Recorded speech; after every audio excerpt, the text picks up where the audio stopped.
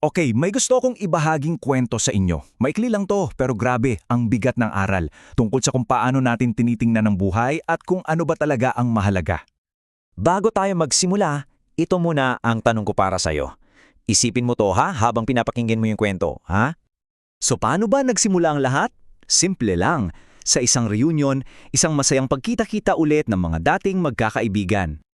I-imagine nyo yung eksena. Isang grupo ng mga dati mong kaklase. Ngayon, mga successful na sa kani-kanilang career. Naisipan nilang, uy, bisitahin natin yung paborito nating propesor. Alam mo yun, ramdam na ramdam mo yung saya, yung energy, yung tawanan na puno ng mga alaala. At syempre, sa mga reunions, ganyan naman talagang simula, di ba? Walang katapusang tawanan, kamustahan, tapos kwentuhan tungkol sa mga promotion sa trabaho, sa pamilya, lahat ng mga malalaking achievements sa buhay. Puro good vibes. Pero habang tumatagal ang usapan, parang unti-unting nagbago ang ihip ng hangin. Yung saya kanina, tila napalitan ng bigat na dala pala ng tinatawag nilang tagumpay. Parang biglang may lumitaw na, alam yun, konting tensyon. Kahit na sa kabila ng lahat ng tagumpay nila, yung masayang balikan ng nakaraan, napunta sa isang bagay na mas seryoso. At dito, naging sobrang linaw ng pagbabago. Yung mga kwento ng tagumpay, biglang naging kwento ng stress. Yung pagmamalaki sa mga nagawa, naging mga reklamo tungkol sa grabe nilang pagod sa trabaho at sa buhay. So anong ginawa ng professor habang naririnig niya lahat to? Well, dito napapasok yung tahimik pero napakatalinong galaw niya. Alam mo, habang lahat sila abala sa pagrereklamo, yung professor tahimik lang na nakikinig, walang judgment. Tapos, bigla siyang gumiti at sinabing, "Sandali, timplahan ko kayo ng kape." Isang simpleng alok na biglang nagpatahimik sa lahat. Pagbalik ng propesor, may dala siyang tray at andoon isang pitsil ng mainit na kape at iba't ibang klase ng tasa. Hindi sila pareho. May magandang porselana, may simpleng ceramic, merong pangang luma na medyo may basag pa, pero lahat malinis. At dito, may nakakatuwang nangyari.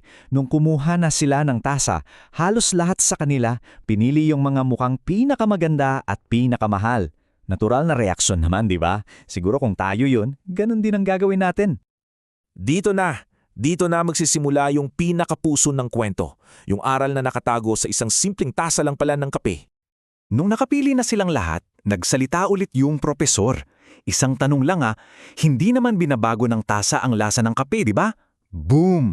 Biglang natahimik silang lahat, doon sila napaisip ng malalim. Tapos, ipinaliwanag na ng propesor yung metapora niya. Sabi niya, yung kape, yan yung buhay ninyo. Yan yung experience, yung saya, yung totobong laman. At yung mga tasa? Yun lang yung trabaho nyo, yung pera, yung status, yung mga material na bagay. Lalagyan lang sila. At ito talaga yung pinakamahalagang takeaway. Sabi niya, okay lang naman magkaroon ng magagandang bagay, ng magandang tasa. Pero wag nating hayaan na yung pagfo-focus natin sa tasa ang maging dahilan para makalimutan nating namnamin yung pinakaimportante, yung mismong kape. Pagkatapos ng paliwanag na yun, parang gumaan bigla yung pakiramdam sa kwarto. Nagkaroon ng moment of clarity. Yung bigat na dala-dala nila kanina, napalitan ng pag-unawa at alam mo yun, kapayapaan. At bilang huling paalala, sinabi pa ng propesor, ang totoong masayang tao, hindi sila yung may hawak ng pinakagandang sa lahat ng bagay. Sila yung mga taong ginagawang pinakamaganda kung anuman ang hawak nila. Happiness, kumbaga, is about appreciation, hindi acquisition.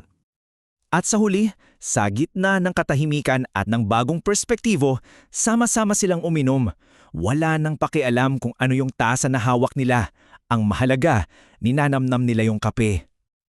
Kaya ngayon, ibabalik ko sa iyo yung tanong, sa lahat ng abala mo sa buhay, sa lahat ng mga tasa na hinahabol mo, ikaw ba, ninanamnam mo pa ba talaga yung kape mo? O baka masyado ka nang nakatutok sa tasa? Isipin mo,